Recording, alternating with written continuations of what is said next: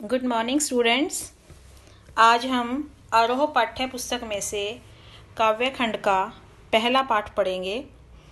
इस पाठ में कबीर जी द्वारा रचित 2 पद हैं। पहले पद का नाम है हम तो एक एक कर जाना और दूसरे पद का नाम है संतो देखत जग पुराना। इन पदों की व्याख्या समझने से पहले हम कवि कबीर दास के जीवन के बारे में जान लें। कबीर दास का नाम संत कवियों में सर्वोपरि है। इनका जन्म 1398 ईस्वी में वाराणसी के लहरतारा नामक स्थान पर हुआ। कबीर दास ने स्वयं को काशी का जुलाहा कहा है। इनके विधिवत साक्षर होने का कोई प्रमाण नहीं मिलता। ये स्वयं कहते हैं, मसी कागद छुओ नहीं, कलम गही नहीं हाथ। इन्होंने देशाटन और सत्संग से ज्ञान प्राप्त किया। किताबी ज्ञान के स्थान पर आँखों देखे सत्य और अनुभव को प्रमुखता दी। मैं कहता हूँ आँखीं देखी, तू कहता कागद की लेखी। इनका देहावसान 1518 ईस्वी में बस्ती के निकट मगहर में हुआ। रचनाएं कबीर जी की पदों का संग्रह बीजक नामक पुस्तक है, जिसमें साखी शब्द एवं रैमैनी संकलित है। कबीर दास भक्ति काल की निर्गुण धारा के ज्ञानाश्री शाखा के प्रतिनिधि कवि हैं। इन पर नाथों, सिद्धों और सूफी संतों की बातों का प्रभाव है।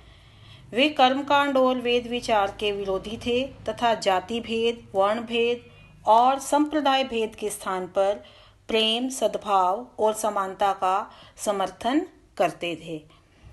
कबीर जी घुमक्कड़ थे, इसलिए इनकी भाषा में उत्तर भारत के अनेक बोलियों के शब्द पाए जाते हैं। वे अपनी बात को साफ एवं 2 टूक शब्दों में प्रभावी ढंग से कह देने के हिमायती थे। बन पड़े तो सीधे सीधे, नहीं तो दरेरा देकर। इनकी भाषा को सदुकड़ी भाषा भी कहा जाता है। आइए पाठ के सारांश के बारे में जान लें। कबीर जी ने पहले पद में परमात्मा को सृष्टि के कण कण में देखा है, ज्योति रूप में स्वीकारा है तथा उसकी व्याप्ति चराचर संसार में दिखाई है। इसी व्याप्ति को एक रूप में देखते हुए विभिन्न उदाहरणों के द्वारा रचनात्मक अभिव्यक्ति दी है। और दूसरे पद में कबीर ने बाह्य आडंबरों पर चोट करते हुए कहा है कि अधिकतर लोग अपने भीतर की ताकत को न पहचान कर अनजाने में अवास्तविक संसार से रिश्ता बना बैठते हैं और वास्तविक संसार से बेखबर रहते हैं। पहले पद की व्याख्या। हम तो एक एक कर जाना।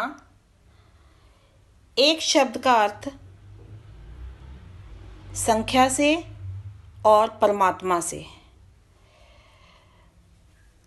एक शब्द के अर्थ 2 हैं, पहला संख्या और दूसरा परमात्मा। हम तो एक एक कर जाना। कबीर दास जी कहते हैं कि हमने तो जान लिया कि ईश्वर एक ही है। ईश्वर के एक रूप को कबीर जी ने पहचान लिया है। दोई कहे तिनी को 2 जग, जिन नाहिन पहचाना। दोई मीन्स 2 जग मीन्स नरक, नाहिन मीन्स नहीं। जो लोग ईश्वर को 2 या 2 से अधिक बताते हैं या ईश्वर को अलग अलग बताते हैं, उनके लिए नरक की स्थिति है, क्योंकि वे लोग वास्तविकता को नहीं पहचान पाते। वे आत्मा और परमात्मा को अलग अलग मानते हैं। एक ही पवन, एक ही पानी, एक ही ज्योति समाना। ज्योति का अर्थ है प्रकाश।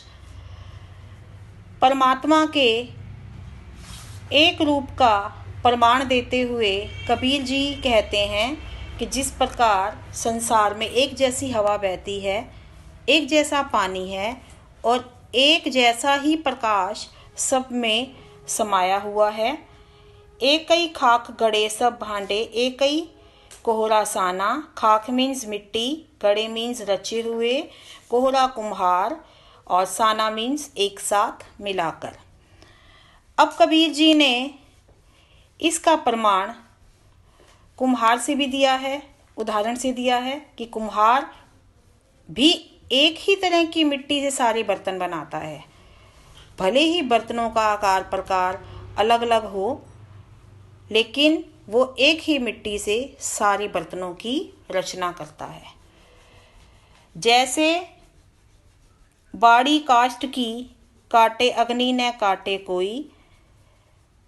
अब एक और उदाहरण जिसमें कबीर जी ने बताया है, बढ़ई का उदाहरण है।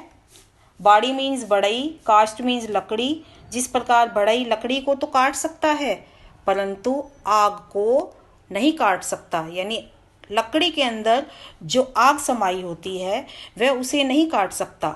इसी प्रकार मानव शरीर है, मानव शरीर नष्ट हो जाता है लेकिन उसमें जो आत्मा है वो सदैव जीवित रहती है। सब घटी अंतर ही तू ही व्यापक धरे स्वरूपे सोई। घटी मीन्स हृदय।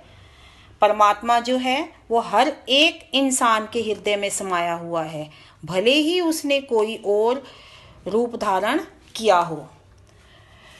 माया देखी के जगत लुभाना, काहे रे नर गर्वाना। यह जो संसार है वो मोह माया के जाल में फंसा हुआ है और वही संसार को लुभाता है। निर्भय भया कछु नहीं व्यापे, कहे कबीर दीवाना। जो इंसान मोह माया के चक्कर में पड़ जाता है, उसे घमंड आ जाता है, तो कबीर जी कहते हैं कि यह माया लोगों को लुभाती है, इसलिए मनुष्य को किसी भी बात को लेकर घमंड नहीं करना चाहिए। और अंत में कबीर जी कहते हैं कि जब मनुष्य निर्भय हो जाता है तो उसे कुछ भी नहीं सताता। और कबीर जी अब निर्भय हो गए हैं और ईश्वर के दीवाने भी हो गए हैं। इस पद में विशेष क्या है? कबीर जी ने आत्मा और परमात्मा को एक बताया है। काव्य पंक्ति की पहली लाइन, हम तो एक एक कल जाना, पद की पहली लाइन है। एक एक में यमक अलंकार है। यहाँ एक एक शब्द का प्रयोग 2 बार किया गया है। जैसा कि मैंने आपको बताया, एक शब्द का अर्थ परमात्मा से है और वही दूसरे एक शब्द का अर्थ संख्या से है। तो यहाँ एक एक शब्द 2 बार प्रयोग किया गया, लेकिन दोनों ही बार उन दोनों के अर्थ अलग अलग थे। तो यहाँ पर यमक अलंकार है। इसके अलावा पद में अनुप्रास अलंकार है। पंक्ति नंबर 5, जैसे बाड़ी काष्ठ की, काटे अग्नि ना काटे कोई। काटे कोई क की आवृत्ति है, क व्यंजन की। 6 पंक्ति में सब घटी अंतर ही तू ही व्यापक धरे स्वरूपे सोई। स्वरूपे सोई में स व्यंजन की आवृत्ति है। और पद की अंतिम पंक्ति, निर्भय भया कछु नहीं व्यापे, कहे कबीर दीवाना। कहे कबीर में क व्यंजन की आवृत्ति है। तो यहाँ अनुप्रास अलंकार की छटा भी दर्शनीय है। उदाहरण अलंकार का भी प्रयोग किया गया है। जैसे बढ़ई, लकड़ी, आग का उदाहरण दिया गया है। सुधुकड़ी भाषा का प्रयोग किया गया है और पद को गाया भी जा सकता है। तो पद में गेयता व संगीतात्मकता भी है। आइए पद नंबर 2 की व्याख्या करें। संतो देखत जग बुराना। अब इस पद में कबीर दास जी सज्जनों को संबोधित करते हुए कहते हैं कि यह संसार पागल हो गया है। बुराना का अर्थ होता है पागल होना। यह संसार पागल हो गया है। साच कहो तो मारन धावे, झूठे जगपतियाना। साच मीन्स सच, मारन मीन्स मारने, धावे मीन्स दौड़े, पतियाना मीन्स विश्वास करना। जो व्यक्ति सच बातें बताता है उसे यह मारने के लिए दौड़ता है, और जो झूठ बोलता है उस पर विश्वास कर लेता है। नेमी देखा धर्मी देखा, प्रात करे स्नाना। नेमी का अर्थ होता है नियम पर चलने वाला। धर्मी का अर्थ होता है धर्म का पालन करने वाला। प्रात मीन्स सुबह, स्नाना मीन्स स्नान करना। अब यहाँ कवि हिंदुओं के बारे में बताते हैं कि ऐसे लोग बहुत हैं जो नियमों का पालन करते हैं, धर्म के अनुसार चलते हैं, सुबह उठते हैं, स्नान करते हैं। आत्म मारी पखा नहीं पूजे। आत्म मीन्स स्वयं को मारते हैं या आत्मा को मारते हैं। पखा नहीं पूजे, पखानी मीन्स पत्थरों को पूजते हैं। वे आत्मचिंतन नहीं करते, उनमें कछु नहीं ज्ञाना। उन्हें अपने ज्ञान पर बहुत ज़्यादा घमंड है, परंतु उन्होंने कुछ भी ज्ञान प्राप्त नहीं किया है। बहुतक देखा पीर ओलिया, पढ़े किताब कुराना। पीर ओलिया का अर्थ है धर्मगुरु या संत ज्ञानी। किताब का अर्थ है ग्रंथ। यहाँ मुसलमानों के विषय में कबीर जी बताते हैं कि इन्होंने ऐसे पीर ओलिया देखे हैं जो कुरान ग्रंथ का नियमित पाठ करते हैं। के मुरीद तदबीर बतावे, उनमें उन्हें जो ज्ञाना। मुरीद का अर्थ होता है शिष्य, तदबीर का अर्थ है उपाय। वे अपने शिष्यों को तरह तरह के उपाय बताते हैं, उनमें उन्हें जो ज्ञाना।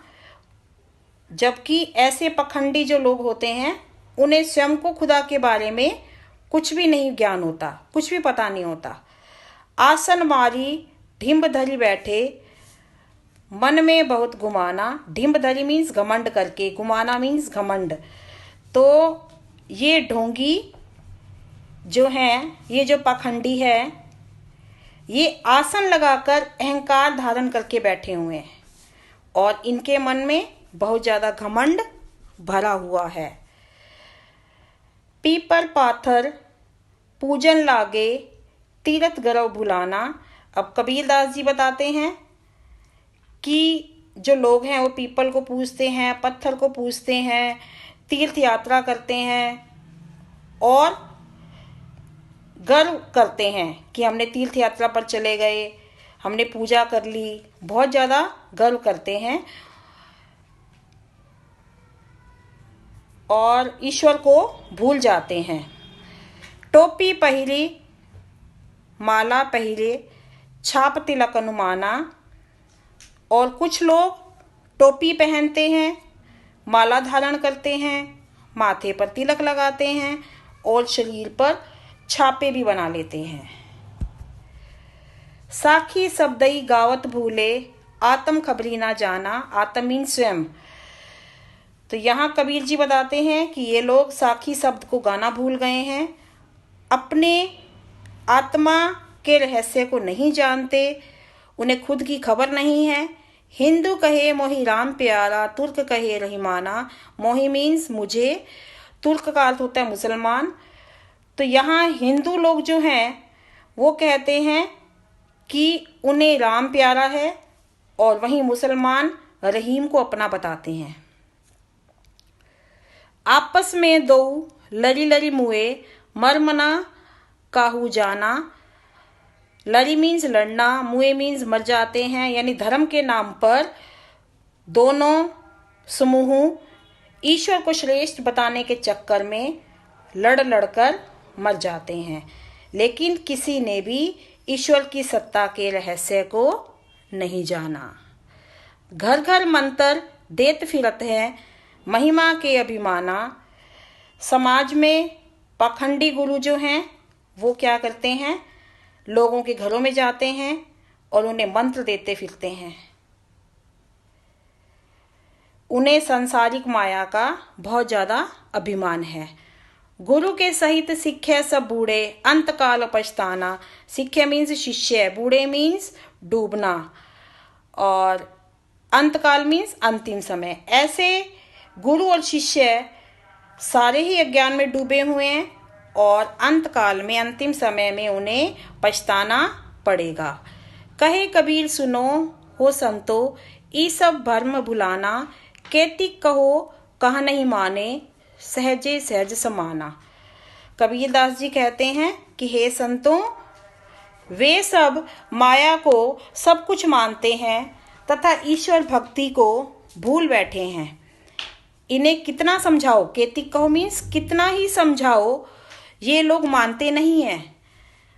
सच कहो, अगर हम ईश्वर को पाना चाहते हैं तो हमें सहज साधना से ही मिल जाते हैं। यानी ईश्वर प्राप्ति के मार्ग में ऐसे पाखंडों की आवश्यकता नहीं है। इस पद में विशेष क्या है कि कवि ने धार्मिक आडंबरों पर चोट की है, सदुकड़ी भाषा का प्रयोग हुआ है, अनुप्रास अलंकार की छटा दर्शनीय है, और लरी लरी